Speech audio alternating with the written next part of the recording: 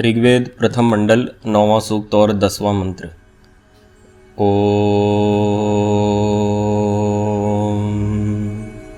सुते सुते न्योकसे बृहद बृहत एदरिः इंद्राय शूषमर्चति। पदार्थ: जो अरिह सब श्रेष्ठ गुण और उत्तम सुखों को प्राप्त होने वाला विद्वान मनुष्य सुते सुते उत्पन्न हुए सब पदार्थों में बृहते संपूर्ण श्रेष्ठ गुणों में महान, सब में व्याप्त, न्योक से निश्चित जिसके निवास स्थान हैं, इत उसी इंद्राय परमेश्वर के लिए अपने बृहत सब प्रकार से बड़े हुए शूषम बल और सुख को अच्छी प्रकार अर्चति समर्पण करता है, वही भाग्यशाली होता है। भावार्थ: जब शत्रु भी मनुष्य सब में व्यापक मंगलमय उपमा रहित परमेश्वर के प्रति नम्र होता है, तो जो ईश्वर की आज्ञा और उसकी उपासना में वर्तमान मनुष्य हैं, वे ईश्वर के लिए नम्र क्यों न हों। जो ऐसे हैं वे ही बड़े बड़े गुणों से महात्मा होकर सबसे सत्कार किए जाने के योग्य होते, और वे ही विद्या और चक्रवर्ती राज्य के आनंद को प्राप्त होते हैं। जो कि उनसे विपरीत हैं, वे उस आनंद को कभी नहीं प्राप्त हो सकते। इस सूक्त में इंद्र शब्द के अर्थ के वर्णन, उत्तम धन आदि की प्राप्ति के अर्थ ईश्वर की प्रार्थना और अपने पुरुषार्थ करने की आज्ञा के प्रतिपादन करने से इस नवम सूक्त के अर्थ की संगति 8वें सूक्त के अर्थ के साथ मिलती है, ऐसा समझना चाहिए। इस सूक्त का भी अर्थ सायणाचार्य आदि आर्यावर्त वासियों तथा विल्सन आदि अंग्रेज लोगों ने सर्वथा मूल से विरुद्ध वर्णन किया है। क्या समझ में आया?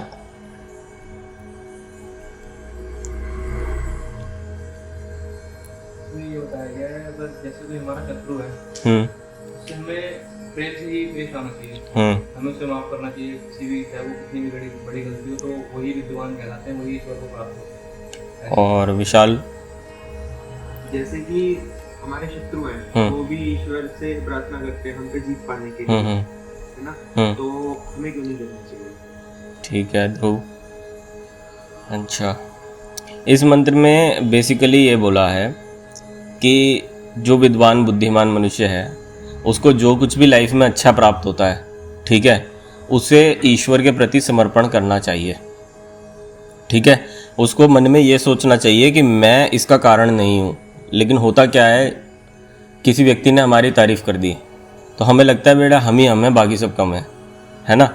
तो ये नहीं होना चाहिए। व्यक्ति को उठाने वाला जो होता है वह अंदर से परमात्मा होता है। यहाँ 7.5 अरब लोग हैं इस पूरी पृथ्वी पर। हर आदमी अपने तरीके से हाथ पैर मार रहा है उठने के लिए, लेकिन हर कोई नहीं उठ पाता। कोई उठ पाता है। उसका कारण क्या है? मेन ऐसा भी नहीं है कि उनमें से सारे लोग आलसी हैं, सभी पुरुषार्थी हैं, सभी पुरुषार्थ कर रहे हैं, लेकिन फिर भी नहीं उठ पाते। उसका कारण क्या है? उसका सबसे मुख्य कारण ये होता है, ये जो मैं आपको बात बता रहा हूँ ना, बहुत मतलब सूक्ष्म बात है, जिसको पकड़ना समझना बहुत ज़्यादा आवश्यक है। समझ के चलो, आपने ईश्वर को अब सब कुछ समर्पित कर दिया, अपना मन बुद्धि, और आपने कहा हे ईश्वर आप हमें प्रेरित कीजिए, हमारी बुद्धियों को, और आप ही चलाइए। तो जब आपकी आत्मा में प्रेरणाएं उत्पन्न होती हैं और आप जब समर्पित होते हो, समर्पित व्यक्ति वह होता है जिसकी अपनी कोई इच्छा नहीं रह जाती। होता है ना, मैंने आपको सरेंडर कर दिया, कह लो सरेंडर हो गया, तो वह फिर प्रेरणाओं के साथ बहने लगता है। और वे जो प्रेरणाएं होती हैं ना, जो ईश्वर की तरफ से आती हैं, वह उसको उठाने वाली होती हैं। अगर व्यक्ति उनमें अपना दिमाग लगाने की कोशिश करता है ना, तो वहीं पे उसकी ग्रोथ रुक जाती है। तो ईश्वर कहते हैं बेटा तू बैठ के समझना ही चालू कर, ठीक है, प्रेरणाएं अपनी मिलेंगी। ठीक है, जब भी ईश्वर की प्रेरणाएं मन में उठती हैं तो उनमें बुद्धि का ब्रेक नहीं लगाना चाहिए। ऐसा क्यों हुआ, ऐसा कैसे हुआ, इसके पीछे कारण क्या है, वो कारण वारण मत जानो। वो बह रहा है ना, तो उसके साथ बह चलो, लेकिन प्रेरणाओं को समझना बहुत ज़रूरी है। ठीक है, ऐसा नहीं मन में कुछ भी उठा तो इसको प्रेरणा मान लिया, ऐसा नहीं होता। प्रेरणा के लिए सबसे पहले ना मनुष्य को सच्चे दिल से समर्पित होना बहुत आवश्यक है। और किसके प्रति? सर्वशक्तिमान परमेश्वर के, जो आत्मा के भीतर, बाहर किसी को समर्पित नहीं होना है। ये बहुत बड़ी गलती हो जाएगी। ऐसा नहीं होगा कि आप किसी जड़ पदार्थ के और किसी मूर्ख मनुष्य को समर्पित हो जाओ और अंदर से प्रेरणा आएंगी, कभी नहीं आएंगी। वह जो अंदर आएंगी, अंदर से जो भी कुछ उठेगा ना, वो तुम्हें बर्बाद करने के लिए उठेगा। उसके साथ बहोगे तो मारे जाओगे। समझ गए? तो इसलिए समर्पित होना है ईश्वर के प्रति।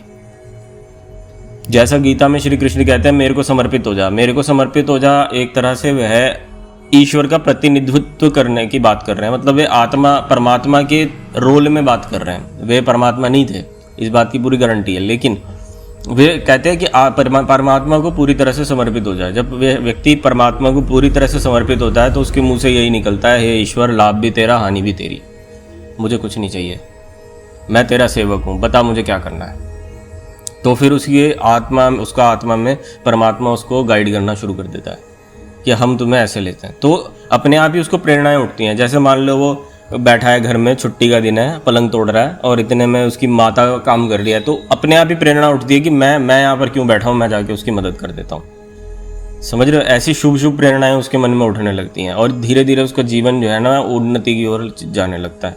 तो इस मंत्र में यही कहा है, जो इस तरह का महात्मा व्यक्ति है, जो अच्छे गुणों को प्राप्त करने वाला मनुष्य है, वह जो भी कुछ जीवन, अब बताओ, मैं अगर समर्पित हो गया और मेरे साथ सब कुछ हो गया, मेरी उन्नति हो गई, सब कुछ हो गया, तो उसमें मैं कारण कहाँ रहा? अगर मुझे प्रेरणाएं ना मिलती तो मैं कैसे उठता?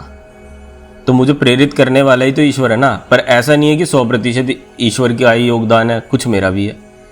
जो मैं समर्पित तो मैं हुआ ना, तो कुछ तो मेरा भी श्रेय है, ठीक है, लेकिन उतना ही है, उससे ज़्यादा नहीं है।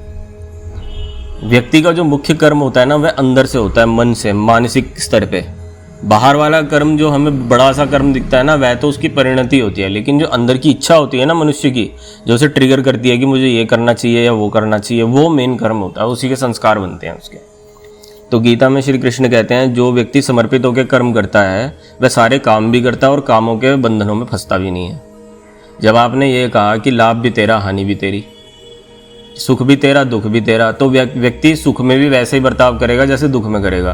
उसको सुख खुश नहीं कर पाएगा और दुख उसे दुखी नहीं कर पाएगा, तो वह सम हो जाएगा व्यक्ति। ऐसे व्यक्ति को कर्मयोगी कहते हैं। 3य अध्याय गीता का इसी के ऊपर है, पूरा कर्मयोग का। और मेरे को 11वां और 3रा अध्याय सबसे फेवरेट है मेरा, इसी बात पे। तो जब व्यक्ति ईश्वर को समर्पित हो जाए तो उसके फिर ना क्लेश भी खत्म हो जाते हैं मानसिक।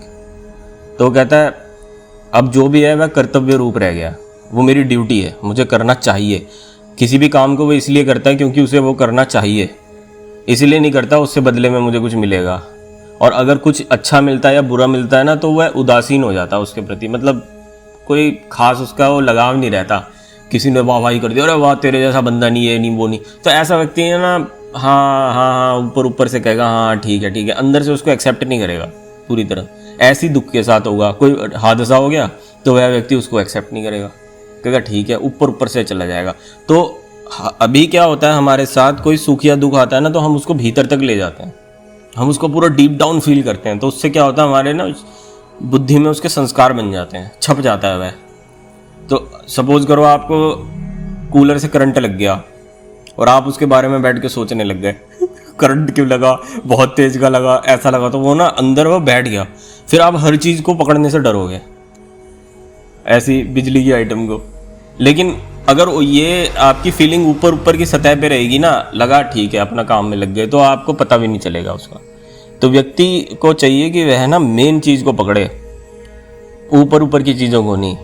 समझ रहे हो? आप फल खाते हो, संतरा खाते हो, छिलका फेंक देते हो, अंदर का खाते हो। तो ठीक वैसे ही मनुष्य को ना भीतर की कोर चीज़ को पकड़ना चाहिए। उस तार को पकड़ ले तो सब पकड़ में आ जाता है उसके। और वो तार यही है कि ईश्वर की प्रेरणा के बिना मैं उन्नति नहीं कर पाऊंगा। आप समझ रहे हो? हमारी बुद्धि हमारे इस तरह, अब ये मेरे ऊपर है कि मैं उन प्रेरणाओं के अनुकूल चलूंगा या मैं नहीं चलूंगा। ये मेरा गेम है, इसमें ईश्वर कुछ नहीं करेंगे। ईश्वर ने आपको ट्रॉली दे दी, अब उस ट्रॉली पे चढ़ के आप आगे बढ़ोगे या नहीं बढ़ोगे, उतना तक आपका रोल है। उससे उसको ले जाना, उस तक पहुंचना, वो सब ईश्वर का काम है। उस पर चढ़ना या ना चढ़ना, चॉइसेस आपके हाथ में होती हैं। समझ रहे हो? ऐसा भी नहीं है कि सब कुछ ईश्वर कराता है, ईश्वर के बिना पत्ता नहीं हिलता, ये भी बात गलत है, ठीक है। लेकिन मुख्य रूप से हमें ईश्वर प्रेरित करता है। कोई व्यक्ति बहुत ज़्यादा मेहनती है और वो ये सोचता अगर मैं मेहनत नहीं करूँगा, देखो हर चीज़ की अति खराब होती है। अब जो मैं बोलने जा रहा हूँ ध्यान से सुनना। कोई व्यक्ति कहता है मैं आलसी हूँ, अति है, ठीक, दुख परिणाम भोगेगा। आज नहीं भोगेगा, हर चीज़ का एकदम परिणाम नहीं मिलता, बाद में मिलता है। दूसरा कहता है मैं बहुत ज़्यादा मेहनती हूँ और वह अपना श्रेय ईश्वर को नहीं देता, वह अपने आप के ऊपर जुल्म ढाया जा रहा है कि मेरे को ऐसे करना चाहिए, मुझे वैसे करना चाहिए, ऐसा करूं वैसे करूं, तो वो भी अति है, कर्म की अति है और एक कर्म ना होने की अति है। तो इन दोनों को के बीच में रहना चाहिए।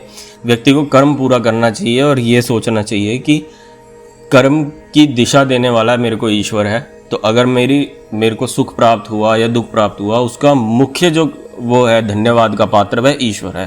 सुख प्राप्त होता तो हम ईश्वर को ज्यादा ध्यान में नहीं रखते, लेकिन दुख प्राप्त होता तो डिप्रेशन में चले जाते हैं। ऐसा ज्यादा करके मैं बताता हूँ होता क्या है। जब सुख प्राप्त होता है ना, तो उसके कारण हम बन जाते हैं। भाई मेरी वजह से हुआ है, अगर मैं ना होता तो क्या होता, दुनिया ना होती, चांद ना होता, सूरज ना होता, मैं ना होता। समझ गए? ये बहुत खतरनाक चीज़ है, ठीक। और जब दुख होता है तो सारा दोष ईश्वर पे मर देते हैं। तू ही खराब है भगवान, सबको मजे दे रहा है, हमारे से हम ही मिले थे, हमारे साथ ही ऐसा, ठीक है। अब दूसरा एक व्यक्ति है, वह सोच सकता है यार हाँ दुख हुआ है मेरी वजह से हुआ होगा, मेरी गलती होगी, और सुख हुआ है तो मैंने कुछ अच्छा किया, वाह वाह, अपनी पीठ पे थपथपाएगा। ये मीडियम किस्म का आदमी है। पहले वाला जो है वह नीच, जो ये वाला बंदा है ये मध्यम, और उत्तम व्यक्ति वो है जो कहेगा सुख में भी ईश्वर को धन्यवाद करेगा कि ईश्वर आपकी प्रेरणाओं से संभव हो सका, आपने मुझे चुना, ठीक है। और थोड़ा सा धन्यवाद अपने आप को देगा, उसमें भी ईश्वर को कहेगा कि हे ईश्वर आपने मेरी बुद्धि सही रखी, और अपने आप को धन्यवाद देगा कि मैंने उस बुद्धि का लाभ लिया, ठीक है। मैंने उसको आया गया नहीं करा, ईश्वर की प्रेरणाओं को आया गया नहीं करा, ठीक है। और दुख होगा तो वह यही करेगा कि भाई मेरे जो कर्म थे वे खराब रहे होंगे, चलो ईश्वर का धन्यवाद कि ईश्वर ने मुझे संभलने का मौका दिया, एक शिक्षा दे दी, ठीक है। ये उत्तम कोटि की विचार वाला व्यक्ति है। ऐसा व्यक्ति कभी भी चमत्कार और पाखंडवाद में नहीं फंसेगा। ऐसा व्यक्ति कभी भी जड़ चीज़ों की ऐसे पूजा नहीं करेगा कि इससे मेरे जीवन बदल जाए, मेरा भाग्य बदल जाए, ऐसा हो जाए। ऐसे लोग अंधकार में गिरते हैं। उपनिषद का वचन है ये कि जो व्यक्ति इस तरह की जड़ चीज़ों में अपना भाग्य खोजने ले जाता है ना, वह अंधकार में गिरता है। अंधकार का मतलब उसकी बुद्धि पे पर्दा डल जाता है, वह समझ नहीं पाता सही और गलत क्या है, और अपने जो हालात होते हैं उनसे निकल नहीं पाता। मुझे एक आदमी दिखा दो इस पूरी दुनिया में जो इस तरह का एक काम करता हो और अपनी समस्याओं से निकल गया हो। कभी नहीं मिलता। हाय तौबा हमेशा मची में रहती है। शॉर्ट टर्म मिलेगा, आज सुबह ये रहता है। कारोबार बना लिया तो शरीर गिर गया, ठीक है। शरीर संभालने गया तो कारोबार गिर गया, दोनों संभाल लिए तो रिश्ते गिर गए, रिश्ते गिर गए, है ना। पूरा सुख नहीं भोग पाता, चैन से नहीं जी पाता, तड़पता रहता है। जब मर रहा होता है ना तब भी तड़पता रहता है, ये क्या हुआ क्या। ये लोग इसे कहते हैं अंधकार में गिरना, ठीक है। तो आप चाहते हो ऐसा कभी आपके जीवन में हो, तो इसके लिए सबसे ज़रूरी है कि हम ईश्वर के सच्चे स्वरूप को समझें। परमात्मा ने जैसा वेद में आज्ञा की है कि ये कर और ये मत कर, उन चीज़ों को समझ के वैसे ही करना चाहिए। इसको आप ये मत सोचो ये कोई प्रवचन क्लास चल रही है, आप समझ रहे हो। शायद ये जीवन में क्षण नहीं आएंगे, किसी को नहीं पता अगले कुछ क्षणों में आप कहाँ होंगे, मैं कहाँ होऊंगा, नहीं। तो हम इसको ये समझ सकते हैं कि ईश्वर की कृपा से, ईश्वर की प्रेरणा से हम लोग ये कर रहे हैं। ये प्रेरणा है, परमात्मा की कृपा है। देखो कितनी अति विशेष कृपा है। इस 15 मिनट 20 मिनट के अंदर ईश्वर कोई कार्य भी नहीं आता हमारे बीच में, तो देखो कितनी अच्छी कृपा है। तो इसका पूरा लाभ लेना चाहिए हमको, ठीक है। चलिए, ओ